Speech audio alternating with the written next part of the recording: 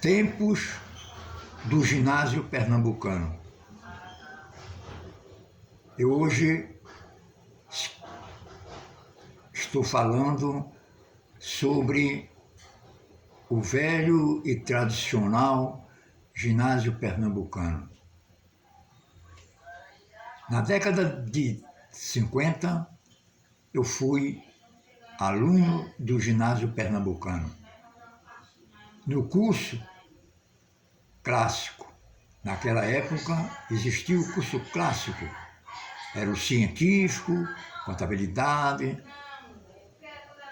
o curso de formação de professoras, o pedagógico e o chamado curso clássico.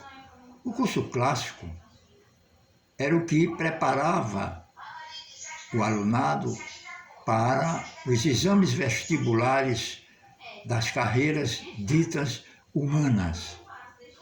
Direito, filosofia, professores, sociologia, etc. Eu fui criado numa casa em que sofri uma influência muito grande para as cadeiras de humanas, literatura, história, geografia humana, antropologia, sociologia, etc. Matriculado neste curso, muito entusiasmado, eu comecei, na década de 50, a criar uma certa amizade ao ginásio pernambucano, pelas suas tradições no cenário do ensino em Pernambuco. Possuidor, esse colégio, de um corpo docente muito idôneo e a sua congregação de professores era incluída muitas vezes catedráticos e livre-docentes das várias cadeiras que lecionavam. Pois naquela época havia o concurso de catedráticos e docentes para lecionar no ginásio pernambucano. Colégio com arquitetura maravilhosa, fabulosa, principalmente para a época. Ali, defronte do rio Capibaribe, ele forma uma paisagem bem peculiar do Recife antigo, ainda hoje em nossa cidade.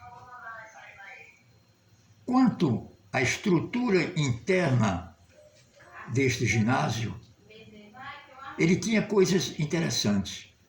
E uma das que eu achava muito bonito mesmo era o jardim interno. Era formando num retângulo,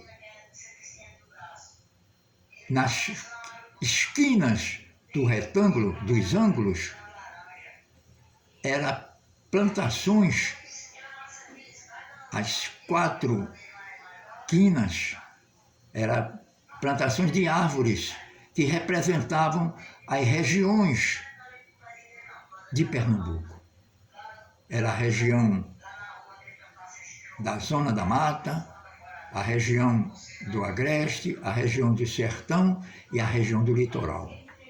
E no meio, a vegetação é um canteiro só, com vários plantios de pau-brasil. Era uma representação muito bonita do que é realmente o solo de Pernambuco. Outra grande divisão do ginásio era a sua biblioteca, com obras raríssimas, principalmente de autores pernambucanos, que Pernambuco sempre foi um celeiro de grandes poetas, políticos, artistas, E a biblioteca guarda com muito carinho o acervo, inclusive ex-professores que escreveram a história do ginásio pernambucano, entendeu? Outra coisa interessante no ginásio era o arquivo. O arquivo não era somente arquivo de alunos, como hoje tem nas secretarias dos colégios, era um arquivo histórico também. E guardava documentos históricos. E isso, o alunado, ele ficava com um manancial enorme de documentos para pesquisar. E elucubraçar seus raciocínios e tirar suas conclusões. E tudo isso ia embelezando o ginásio pernambucano. E conhecidíssimo, inclusive, até fora do estado, era o museu. O museu do ginásio pernambucano, ele tinha uma coleção ornitológica, quer dizer, de pássaros da região que eram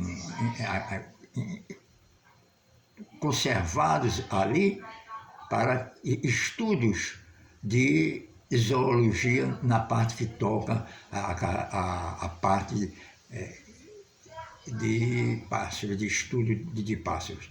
E era um colégio muito organizado na sua estrutura disciplinar também, e isso fazia com que os alunos se apaixonassem pelo ginásio pernambucano. Todavia, o cartão de visita mesmo do ginásio pernambucano era o corpo docente. O corpo docente era de uma capacidade intelectual muito grande dos seus mestres. Eu digo mestres porque eles tinham mestrado nas academias, eram grandes jornalistas aqui em Pernambuco. Muitos deles, talvez até a maioria, pertenceram à Academia Pernambucana de Letras. Eu gostaria, se não fosse muito enfadonho, enaltecer aqui uma lista de grandes professores da minha época. Me lembro bem do grande professor de português, o professor Eládio Ramos, que nos ensinava análise lógica pelo aquele método como um estudo de gráficos, não é? Era a análise lógica do professor Eládio Ramos, não é? Por diagrama, a análise era feita por diagrama. Tive também professores de literatura, verdadeiros poetas, escritores, jornalistas, que naquela época escreviam para o decantado Diário de Pernambuco. Não me reporto tanto atrás, como tinha um Aníbal Fernandes, um Agamenon Magalhães, mas da minha época mesmo, que foram professores meus, os professores de literatura latina, como tivemos o grande professor Geraldo Lapenda, um dos grandes conhecedores de várias línguas e que nos deixou um legado muito grande de conhecimentos sobre a literatura latina. Parece que eu estou vendo ele traduzindo as célebres catilinárias de Cícero, quos quaetandia butere Catilina patientia nostra. Ele narrava os textos numa tradução justa linear.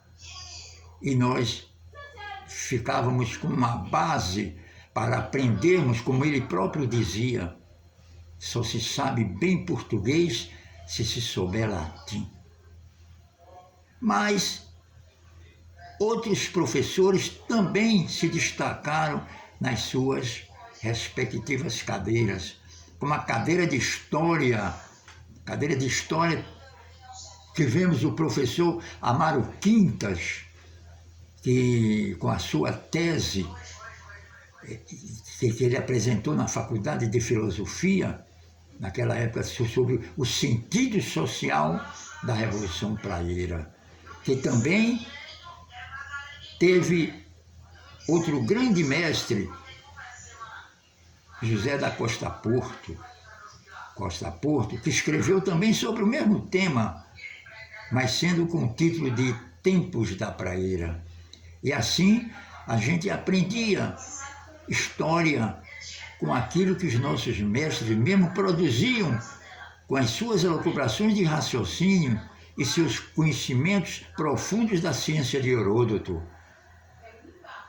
O professor Armando Souto-Maior, com a sua tese Os Quebra-Quilos, foi outra grande e importante peça no magistério do ginásio pernambucano.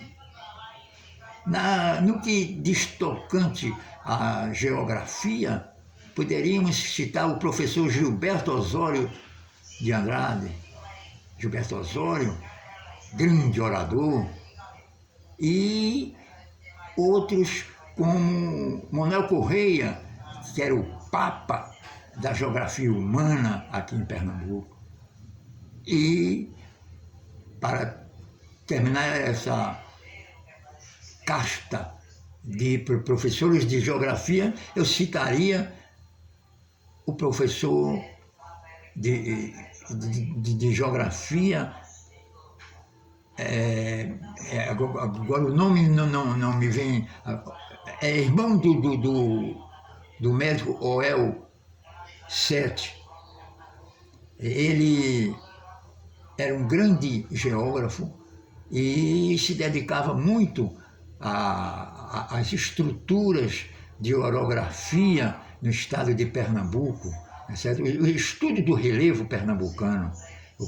O professor era muito querido pelos seus alunos do ginásio pernambucano. Na literatura, poderíamos também citar, na literatura francesa, os professores Albérico Porto e Lucílio Varejão Filho. Um especialista em literatura, aliás, os dois especialistas em literatura francesa, que naquela época se estudava muito literatura por causa do vestibular de Direito, que puxavam muito por literatura. E a gente tinha que estudar muito literatura, não é? Literatura francesa. E assim por diante, né? Em matemática, tivemos o professor Ribeiro, exigente demais, tido como reprovador lá dentro do ginásio, que até o livro que ele adotava, a álgebra de Serrasqueiro, era esgotada, a gente ia encontrar nos sebos, ou então quem já tinha eles dentro de suas residências, e a gente alugava, muitas vezes até, esse compêndio para poder acompanhar as aulas do professor Ribeiro, tá certo? E música, era o professor Barcoquebas, que manteve um Orfeão à altura de dar muitos recitais, muitas vezes no Teatro Santa Isabel. E isso vai fazendo com que a nossa formação daquela época foi uma formação, não vou dizer muito tecnológica, mas foi uma formação muito humanística, fazia parte de uma época. E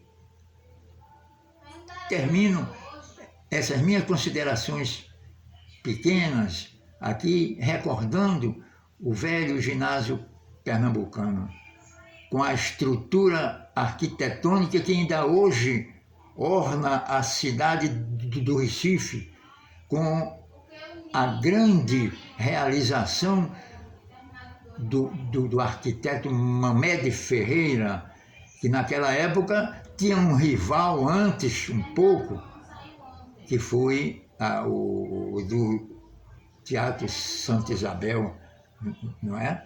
E assim por diante, né? Então, ter sido aluno do ginásio pernambucano, para mim, foi uma satisfação enorme que a oportunidade da vida me deu de cursar num estabelecimento simples, humilde, de alunos da escola pública, mas que honraram posteriormente o nome do grande educandário pernambucano.